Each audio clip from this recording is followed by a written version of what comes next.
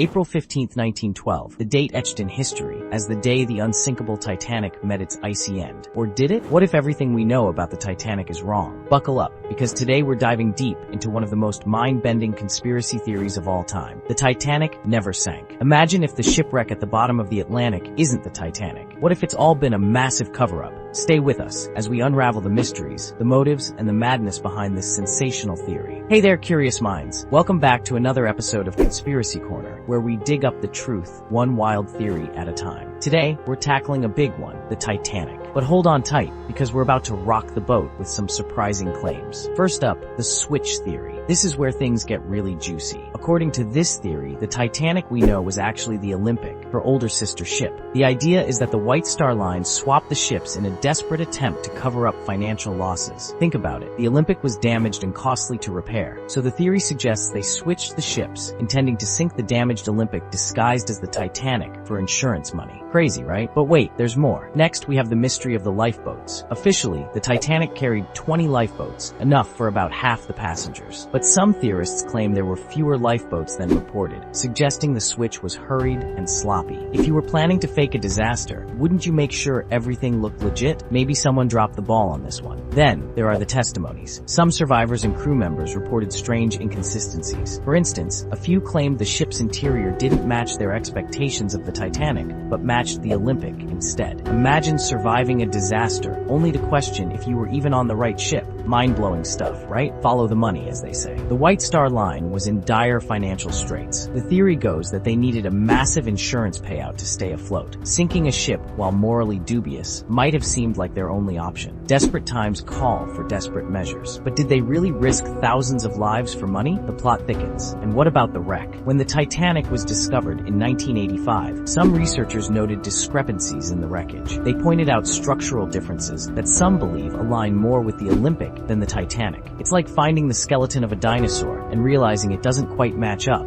Could the wreck be the ultimate piece of evidence? Of course, every theory has its critics. Most experts argue that the differences between the Titanic and Olympic were minimal and not enough to support a swap. They point to detailed construction records and other evidence that the Titanic is indeed resting on the ocean floor. At the end of the day, it's a battle between compelling stories and hard evidence. And while the conspiracy makes for a great yarn, the experts largely dismiss it. So, did the Titanic really sink, or are we all victims of one of history's greatest deceptions? The evidence leans heavily towards the official story, but the switch theory will always have its place in the annals of conspiracy lore. Whether you believe it or not, one thing's for sure: the Titanic's legacy lives on in mystery, tragedy, and endless fascination. Thanks for joining us on this wild ride. If you enjoyed unraveling this mystery, smash that like button and share this video with your fellow conspiracy buffs. Don't forget to subscribe for more mind-blowing theories and fascinating stories. Hit the bell icon to stay updated on our latest content. Until next time, keep questioning, keep exploring, and stay curious. And remember, the truth is out there if you're brave enough to find it.